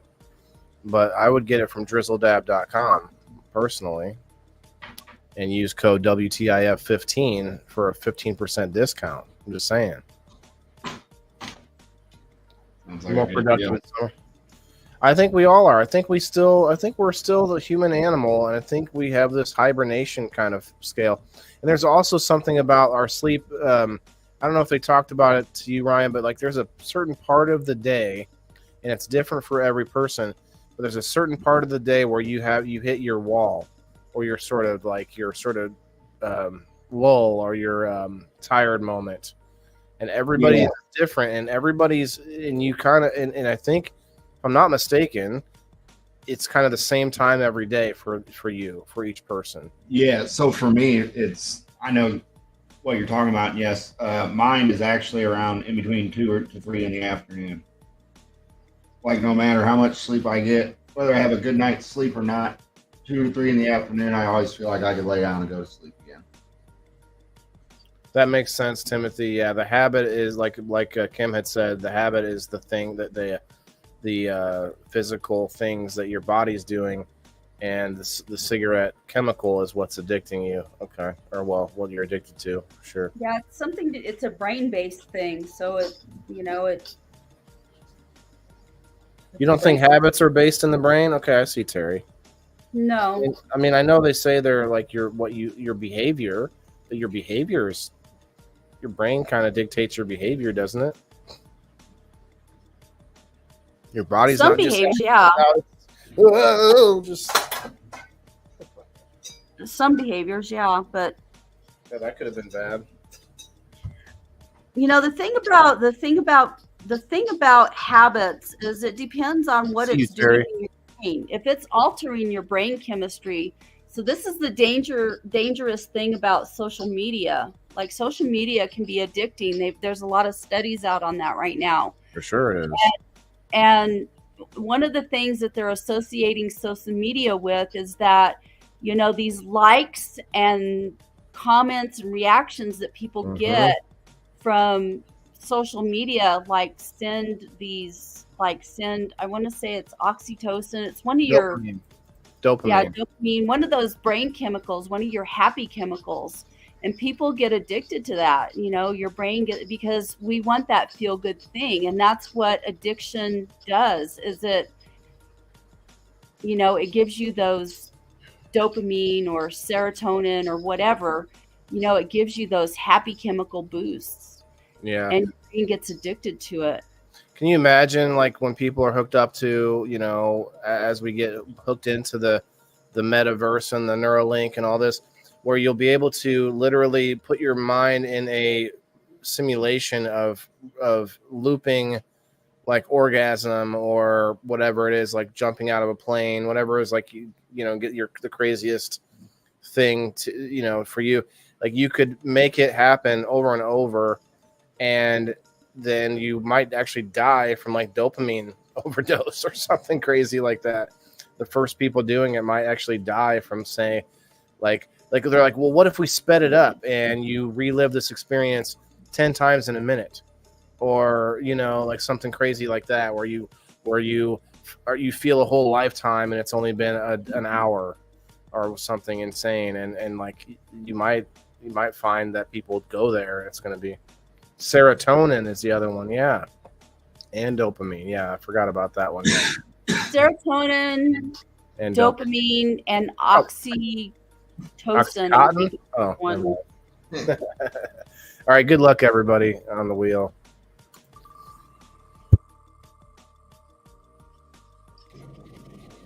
Watch it be Michelle Paris. Oh no, she won already yesterday, so she's not on this wheel. That is funny though. 3 weeks in a row, we had someone win the number wheel and the share and like wheel. It was the same person. It's funny. Just made a post about that this morning. 95% of serotonin is produced in the gut, so eating shit will make you feel like shit.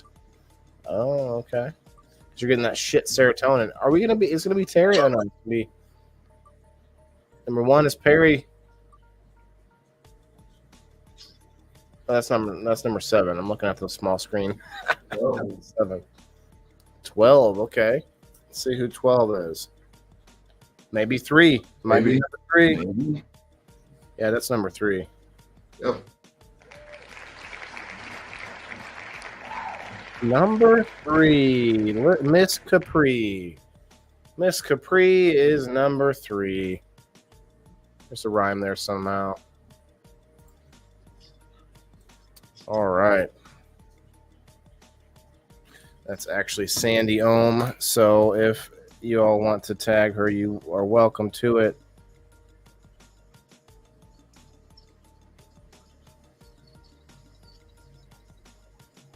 She did go to bed, though, so she'll see it later. But as we know, you go to bed means, oh, look at the phone for another whatever. I actually try to go to bed. I'll be honest, guys. After the show, I basically I don't really look at my phone much.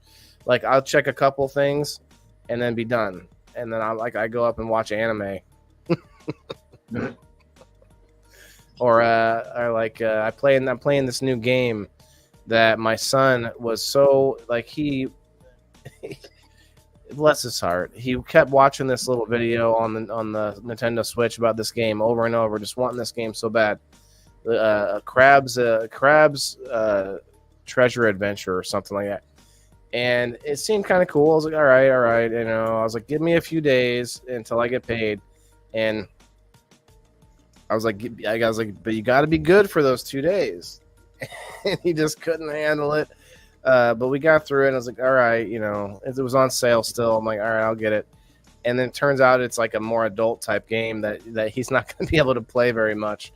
And there's like literal cuss words and innuendos and all this like propaganda in this game. But to him, he sees like Mr. Krabs from SpongeBob, like there's these crabs everywhere. And so, but I don't even know why. That was my point. So I find myself playing this game now that he was the one wanting it so bad. And so now it's like, that's one little thing that, a little guilty pleasure I might have at night, before bed. But that's a problem is that, I got to wind down a little bit after the show. And so I don't want to I can't just go right to sleep. And then I end up until midnight and I got to be up at 7. And so I'm right in this like I'm getting shorted just a teeny piece there. And that's just enough to mess with me. But if I can keep myself up throughout the day, it's better. Anyway, we did a whole episode on sleep, and it's a worthwhile episode. It's like most of our we sleep more, I think, than we do anything else in our life. Sleep affects so much too. I think you spend more time sleeping than you do anything else in your entire life, except maybe breathing. You could say breathing. Anyway, you guys, it's been a good one. If you haven't yet hit that like button, I do appreciate you doing that. And thanks, guys, for tagging Miss Sandy. Congrats to Sandy. I will get a hold of her. And let's see, Michelle Paris won the game night ticket. So that's fun. We're getting new sponsors on game night. Always working on new ones as well. So if you all are out there interested, anybody that want to sponsor a game or actually be a reoccurring sponsor, let us know. Shouts out to Chaotic and everybody that we saw over on X. 20 people popping through over on X. Hey, it is what it is. I mean, I'm under 300 followers, so any new eyeballs we can get over there on X is fun. And I grow pretty good. I'm growing pretty well on X. 295. Trying to get to that 300 mark would be great. I'm at 395 on Rumble. I'd love to get to 400 on Rumble. No. Anyway, neither here nor there. You guys have a good weekend. I got to find something to do this week. I'm going to have my son, so I'm going to try to find a family, a father-son friendly event to go to. I know there's some kind of Lego event coming up soon. I got to find out when and where that is, because it's somewhere around us. And I'm like, man, I want to take him to that one, like a Lego con or something like that. Yeah. So now that Trevor's running again, I'm ready to go. Red, I don't know if I told you that my car caught fire. Yeah, I kind of heard that real quick the other night on your show. It's been How fun. did it catch fire? Yeah, it wasn't a big fire. My son was in the car, and I'm like, no, you gotta get out of the car right now. And this guy next to us happened to have a fire extinguisher. This was in a Hy-Vee parking lot. I talked about it a few times this week. So anyway, we're wrapping up. But yeah, it was insane. And so I thought for a week my car was sitting at a shop. They weren't gonna be able to get to it. It was like they weren't even open when we dropped the car off there. So finally another week goes by, and he gets to it and fixes it the same day within a couple hours, and it wasn't even $500. That's good. I thought it was going to be totaled. What caused it to catch fire? The pressure hose that's pushing the power steering fluid through, and that has a leak in it. And it had a leak, and it was squirting fluid into the onto the exhaust or onto the manifold there, wherever it was hitting, and it was causing it to catch fire. It's too hot. That's scary. Oh. Yeah, I mean, he's had a couple problems since I've had him, but not crazy. Nothing crazy. Nothing that bad. But yeah, thanks for coming up, Red. Thanks for hanging out there, Kim. Go get some REM sleep, Kim. And yeah, I'm tired, dude. Like every day I've come home from work, like my cognition is so bad at the end of the day. I can hardly talk. My speech gets slurred. It's like I'm drunk. And I get home and I feed the animals, and then I like lay down on my couch, and I don't nap. I don't actually fall asleep, but I lay there and I call it an altered state, and just kind of like rest for about 30 minutes. And then I wake up and my brain is a little more, and I can get some stuff done. well, be safe. Got that break coming up. Yes. Go ahead, Ryan. No, go ahead. Oh, I didn't have anything. Were you about to say something? No. Do you want to shout anything out? You're welcome to promote anything you want, man. Bushes. Check it out, guys. Boots and bushes, man. Definitely for veterans out there. Kim, I don't know if you're in there yet. Get in there. Yeah, I'm in there. Yeah. All right. So we'll see you all later. Have a good weekend. All Peace out, right. everybody. We can. Bye.